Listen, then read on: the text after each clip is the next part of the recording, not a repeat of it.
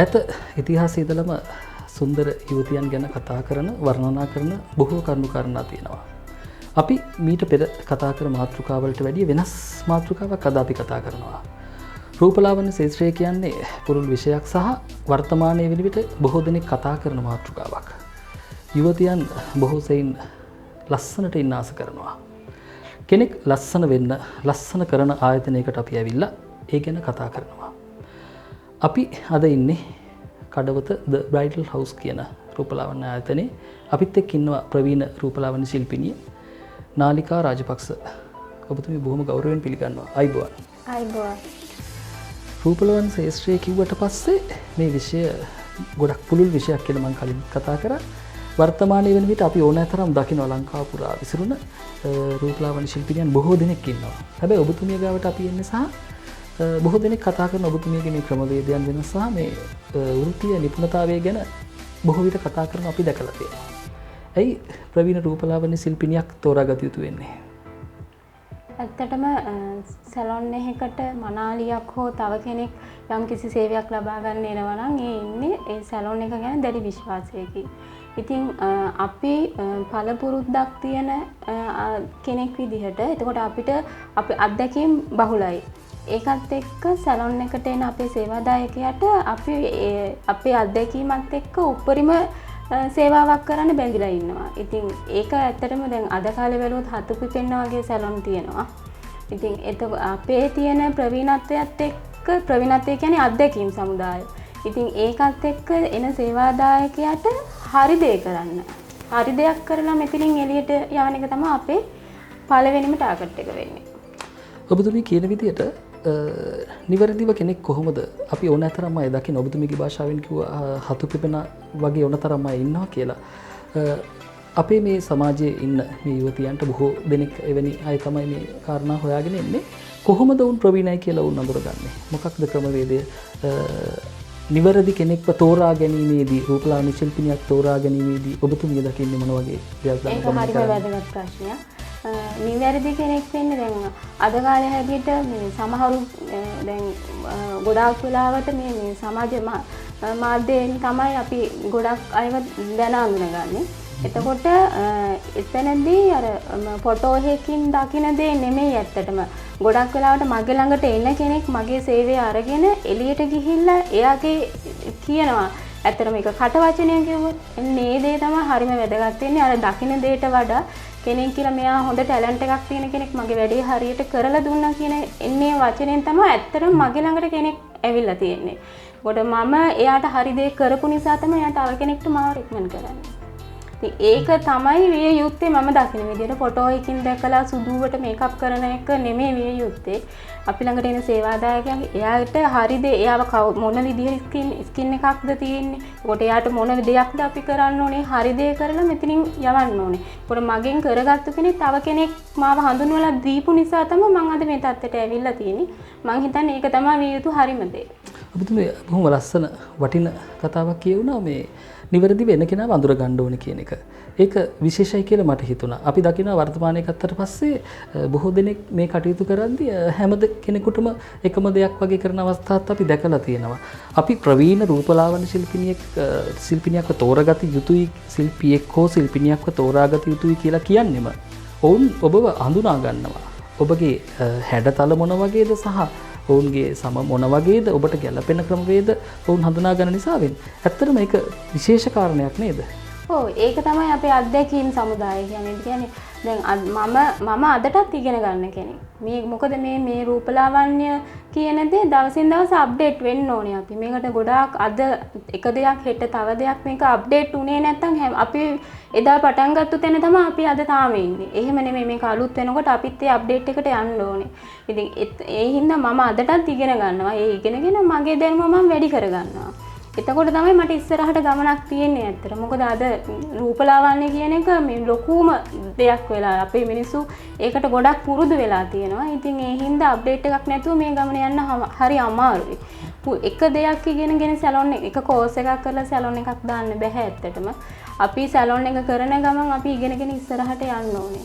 ඉතින් මම බොහොම සතුටුයි කියන්නේ මම ඒක හරි ආඩම්බරයකින් කියනවා. අද අපේ රටේ ප්‍රවීණ රූපලාවන්‍ය ශිල්පියෙක් වෙන ධනංජය බණ්ඩාරසගෙන් මම අදලත් ඉගෙන ගන්නවා. ඉතින් ඒක මම හරි සතුටින් කියන දෙයක්. ඒ තුලින් මම ගත්ත දැනුම සර්ගෙන් මම ගත්තේ අල්පෙන්ති තුඩක දැනුමක්. ඉතින් ඒක මට මහ මෙරක් වගේ. ඉතින් අපි තවත් ඉස්සරහට ඉගෙනගෙන මේකෙන් ඉස්සරහට යන්න ඕනේ. ඒ කියන්නේ තවදුරටත් දැනුම ලබා ගැනීම යන ගමනක් කියන එකයි ඔබතුමී කියන්නේ. අනිවාර්යයෙන්ම දැනුම අරගෙන අපි ඉගෙනගෙන ඉස්සරහට මේ සේවය දැන් අලුත් වෙන දේ අපි දැනගන්න ඕනේ. අපේ කස්ටමර් කෙනෙක් අපි ළඟට එනකොට අපි එයාට අලුත් දේ හැම වෙලේම දෙන්න ඕනේ. හැබැයි ඒක නිවැරදිව දෙන්න ඕනේ. ඒ දේ ඉගෙන ගන්න ඕනේ. ඉතින් ඉගෙනගෙන කෝස් එකක් කරලා සැලොන් එකක් දාගෙන ඒ තුලම ඉන්න ඕන එක නෙමෙයි. ඒක අප්ඩේට් වෙවි අපි මේ සේවය කරන්න ඕනේ කියන එක තමයි මගේ අදහස. ඔබතුමිය ප්‍රමිතිය රැක ගන්නට අපි දකිනවා මේ සමහර තැන්වලදී බොහෝ තැන්වල කතා කරන කාරණාවක් ඒ තුල රහසක් තියෙනවද? මොකක්ද මේ ප්‍රමිතිය රැක ගන්නට ඔබතුමිය පාවිච්චි කරන උපක්‍රම මොනවද? ඒ තුල රහසක් අනිවාර්යයෙන්ම තියෙනවා. මොකද ඒකත් අර අපි ඒක තමයි මම කිව්වේ අප්ඩේට් වෙන්න ඕනි කියලා. අපි දැන් අපේ කතා කරන වචනේ කිව්වොත් බ්‍රෑන්ඩඩ් ප්‍රොඩක්ට්ස් පාවිච්චි කරනකොට තමයි අපි හරි දෙයක් අපිට කරන්න පුළුවන්. මේකප් එකක් කරනකොට අපි ඒක මේකප් එක කියන දේ අර මැටි ගාන වගේ ගාලා ඒක නෙමෙයි මේකප් කියන්නේ. ඒ මේකප් කියන එක බොහොම සියුම්ම වෙන්න ඕනේ දෙයක්. එතකොට ඒක අපි හරියට දැනගන්න ඕනේ ස්කින් ටෝන් එක අනුව මේකප් අපේ තියෙනවා. එතකොට අපි ඒ හරි දේ තෝරගෙන නම්බර්ස් වලින් තමයි තියෙන්නේ. හරි නම්බර් එක අරගෙන මේ ස්කින් එකට මේකයි හරියන්නේ කියන එක දැනගෙන කරන්න ඕනේ. ඉතින් ඒක බ්‍රෑන්ඩඩ් බඩු වලින් අපි කරද්දී ඇත්තටම අපිට මේ බොහොම ලස්සනට දැන් අපි දැන් අපි බ්‍රයිඩ් කෙනෙක් අඳිනවා නම් උදේ පාන්දර අපි කරන්නේ. එතකොට ඒ ෆන්ක්ෂන් එක හවස 3-4 වෙනකන් තියෙනවා. එතකොට ඒ උදේ දාපු මේකප් එක පාන්දර කරපු මේකප් එක හවස 4 වෙනකන් ඒ විදිහටම තියෙන්න ඕනේ. ඒක දියවිලා දාඩිය දාලා දියවිලා එහෙම වෙන්න බෑ ඇත්තටම.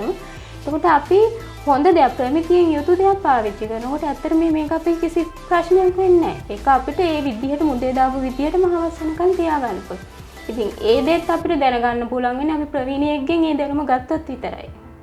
සහ ඔබතුමිය මේ සටහන් සඳහන් කරන ආකාරයට ඔබතුමියගේ අත්දැකීම් ප්‍රමාණය අනුව සහ ප්‍රවීණත්වයේ තුල තමයි මේ දේවලුත් ඉෂ්ට වෙන්නේ කියන කාරණා මේ වතු කරන්නේ. ඇත්තට මේක තමයි මේ වෙන්නේ. දැන් අපි ළඟට කස්ටමර් කෙනෙක් බය නැතුව එන්නේ. දැන් ඇත්තටම දැන් බ්‍රයිඩල් එකක් කරලා මගේ මේකප් එක කිසිම දෙයක් උනේ නැහැ කියලා තව කෙනෙක් බය නැතුව මගෙන් සේවය ලබාගත්තු කෙනෙක් කියනවා. ඒ කියන්නේ මම ප්‍රමිතිය යුතු දේවල් පාවිච්චි කරලා ඒ දේ කරපු නිසා සහ හරියට කරපු නිසා.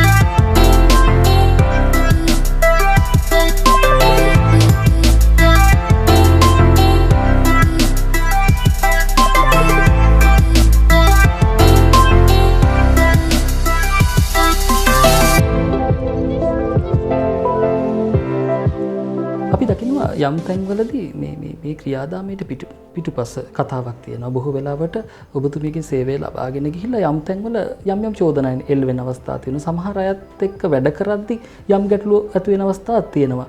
සාමාන්‍යයෙන් ඔබතුමිය ළඟට එන කට්ටිය මේ හඬට කන් දෙනවද? ඔවුන් ඔබට අවනත වෙනවද මේ කාරණාවලදී? සහ ඔවුන්ගේ ක්‍රියාකලාපයත් එක්ක ඔවුන්ගේ අවනත වීමත් එක්ක කොහොමද ඔබතුමිය තීරණ ගන්නේ කොහොමද? ඇත්තටම මේ දැන් අපි ළඟට එන මගේ ළඟට එන කෙනෙක් දැන් සැලොන් එකක් කෙනෙක් තෝරගන්නේ තමන්ට හරි දේ කරගන්නනේ. දැන් තමන්ගේ වෙඩින් එක දවසේදී තමන්ට හරි දේ ලස්සනට කරගන්න. ඒකට මම ළඟට කෙනෙක් ඉන්නේ ඒ දේ හරියට එයා හිතනවා මට මේක ලස්සනයි. තව කෙනෙක්ගේ ෆොටෝ එකක් බලලා මේ විදිහට මට ආසයි. එහෙම තමයි අපි ළඟට එන්නේ. තව කෙනෙක්ගේ ෆොටෝ එකක් අරන් මට මෙන්න මේ විදිහටයි යඳින්න ඕනේ. එහෙම තමයි ඇවිල්ලා කියන්නේ. හැබැයි එයාට ලස්සන දේ මෙයාට ලස්සන නැහැ. ඒ ඇඳලා තියෙන සාරි කලර් එක මෙයාට ලස්සන නැහැ. ඒක හරි වැරද්ද හරියට කියලා දෙන එක තමයි මගේ රාජකාරිය. වෙඩින් එක එයාට අවශ්‍ය විදිහට වෙඩින් එක කෙරෙන්න ඕනේ. දවසේ එයා ඒ විදිහට සැරසෙ එයා කැමති විදිහට තමයි සැරසෙන්න ඕනේ. හැබැයි එයා කියන එකේ අඩුපාඩු මම හදන්න ඕනේ. මේක ඔයාට මැච් වෙන්නේ නැහැ. සාමාන්‍යයෙන් ස්කින් එක ඩාර්ක් කෙනෙක්ට පියෝ වයිට් කලර් එකට යන්න බෑ. මොකද එතකොට එයාගේ ස්කින් එක තව ටිකක් ඩාර්ක් කරලා පෙන්නනවා. එයා කොච්චර ආස වුණත් පියෝ වයිට් එකකට යන්නේ එතන නොගැලපීම කියා දෙන්න මට හැකියාව තියෙන්න ඕනේ. නිවැරදි මඟ පෙන්වීම උත්සාහ කරන්නට ඕනේ. ඒ දේ තමයි කරන්නේ. ඇත්තටම ඊට පස්සේ මට එයත් එක්ක කතා කරලා එයාව පැහැදිලි කරලා දුන්නාට පස්සේ එයා පිළිගන්නවා. ඇත්ත තමයි ඒක කියලා. ඒක මම නම් ගොඩක් වෙලාවට මගේ ළඟ මං දැන් සාරි තියෙනවා. එතකොට මං එයාට ඒක ඩ්‍රෙස් කරලා ඒ වෙනස පෙන්නලා දෙනවා. පියෝ වයිට් කලර් එක ඔයා ආස වුණාට මේ බලන්න ඔයාට ඇඳට මේක ගැලපීමක් නැහැ. ඒකට එයාට හරියන වර්ණය මම තෝරලා දෙනවා. එතකොට එයා ඒක ඇත්තටම පිළිගන්නවා. අපි මේ දේවල් කතා කරේ සරලව ගත්තට පස්සේ Tamanට ගැළපෙන විදිහට දෙයක් තෝරගන්නේ කොහොමද කියන කාරණේ තමයි සඳහන් කරේ. කෙනෙක් ලස්සන කරන්න, ලස්සන වෙන්න සැලන් එකකටම එන්න ඕනද කියන කාරණාව සහ ඔවුන්ට යම්කිසි කොටසක් පැවරෙනවා නේද ගෙදරදී තමන් එදිනදා ජීවිතයේදී මේ අපේ රූසපුව වඩාත් හොඳින් තියාගන්නට සහ ලස්සනට ඉන්නට කරන්න වැඩ කටයුතු කීපයක් තියෙනවා නේද? ඔව්. ලස්සනට ඉන්න ප්‍රධානම දේ ගොඩක් වෙලාවට දැන් අපි ළඟට එන අය හැමෝම අහන්නේ මට මේ ගන්න මොන හරි දෙන්න ක්‍රීම් එකක්. ඒගොල්ලෝ බලාපොරොත්තු වෙන්නේ ඩේ ක්‍රීම් එකක්, නයිට් ක්‍රීම් එකක්. ඇත්තටම යුත්තේ ඒක නෙමෙයි. මම ඉගෙනගත්තු දේවලුත් එක මගේ සේවාදායකයන්ට මම කියන්නේ හරියට එයා වතුර බොන්න ඕනේ, ඇඟ සිසිල් වෙන්න ඕනේ. මම වෙඩින් එකට මාස 3කට කලින් ලයිව් ඉරේකයක් කරන්න ඕනේ. ඒ දේවල් තමයි මම නම් ගොඩක් දුරට කියන්නේ. මොකද පිම්පල් එන එක මේ ක්‍රීම් ಜಾති ගාලවත් ඒ දේවල් වලින් නතර කරන්න බෑ. ඇඟ ඇතුළට වෙන්න ඕන දේවල් තමයි මම සේවාදායකයාට කියන්නේ. එතකොට ඇත්තටම මේ ඒගොල්ලන් ඒ දේ පිළිගන්නවා. දැන් සාමාන්‍යයෙන් ෆේෂල් මගේ ගොඩක් වෙලාවට මට වෙලා තියෙන දෙයක් තමයි මම මගේ ළඟට එන අයට ෆේෂල් අනවශ්‍යයි. අනවශ්‍යයි කියන්නේ හොඳට තියෙන ස්කින් එකක් මූණක් මම එක දේවල් කරලා ඒක තව ටිකක් සවුතු කරන්න ඕනේ නැහැ. ප්‍රශ්නයක් නැතිනම් මම කිසිම කෙනෙකුට ෆේෂල් එකක් කරන්නේ නැහැ. මං කියන ඔයාලට අවශ්‍ය නැහැ. එතකොට ඒ අතරතුර සන් ක්‍රීම් එකක් පාවිච්චි කරන්න. ඉරව්වට යන එකට සන් ක්‍රීම් එකක් පාවිච්චි කරන ක්‍රීම් අවශ්‍යතාවයක් නැහැ. හැබැයි ස්කින් එකේ ප්‍රශ්න තියෙනවනේ. මම කියනවා ඒකට ස්කින් ડોක්ටර් කෙනෙක් ළඟට ගිහිල්ලා හරි ඒ අවශ්‍ය දේ කරගන්න. ඒ ඇරුණාම ක්‍රීම් භාවිතාව ගැන නම් මම ඇත්තටම මේ පැහැදීමක් නැහැ. එතකොට මේ බොහොම අව්‍යාජ වේ කාරණාව පැහැදිලි කරනවා සහ බොහෝ දෙනෙක් පෙර සූදානමකින් එනවා කියන කාරණේ පැහැදිලි කරේ. මේ ස්ථානයට එනවා නම් කවුරු හරි කෙනෙක් ඔබතුමීගේ සේවය සපයා ගන්නට අලුත් කෙනෙක් කොහොමද එන්නට ඕනේ? සහ කොහෙද මේ ස්ථානේ පිහිටලා තියෙන්නේ කියන කාරණේ ඔබතුමීම කියමු. අපි ඉන්නේ කඩවත නිකාඩෝ ෆිල්ම් හෝල් එක ළඟ. නිකාඩෝ ෆිල්ම් හෝල් එක ළඟට ඇවිල්ලා එතනින් තියෙනවා පෙට්‍රල් ෂෙඩ් එක. පෙට්‍රල් ෂෙඩ් එක ඉස්සරහා පාරේ 155F නුවරපාර කඩවත. මේ ස්ථානයට આવොත් ඔබට එන්නට පුළුවනි ද බ්‍රයිඩල් හවුස්. මෙතුමිය හමු වෙන්නට පුළුවනි නාලිකා රාජපක්ෂ මෙතුමිය. බොහොම කැමැත්තෙන් ඉන්න ඔබට මේ සේවය සපයන්නට අපි ඔබට යෝජනා කරනවා මේ සේවය ලබා ගන්න සහ මේ නිවැරදි රූපලාවන්‍ය ක්‍රමවේද භාවිතා කරමින් වඩාත් ප්‍රමිතිගත ආලේපන භාවිතා කරමින් මේ කරන කටයුත්තේදී ඔබට යම් වෙනසක් දකින්නට පුළුවන් වේවි. අපිට අවශ්‍ය මේ ඒ ගැන කියන්නට අපි ඔබට ආරාධනා කරනවා වඩාත් ලස්සන වෙන්න, සිහින දකින, වඩාත් සුන්දරව ජීවිතය ගෙවන්නට වෙරදරන සියලු දෙනාට මේ ස්ථානයට එන්නට පුළුවන්. වඩාත් පැහැබර හෙට දවසක් ඔබට උදා වේවා. ඔබතුමීට සම්පූර්ණවා ආයුබෝවන්. ඔබට ඔවුන්ගේ සේවය ලබා ගැනීමට අවශ්‍ය කරන මඟ පෙන්වීම නිරන්තරයෙන් ලබා ගන්න. ඔබට සුබ දවසක්.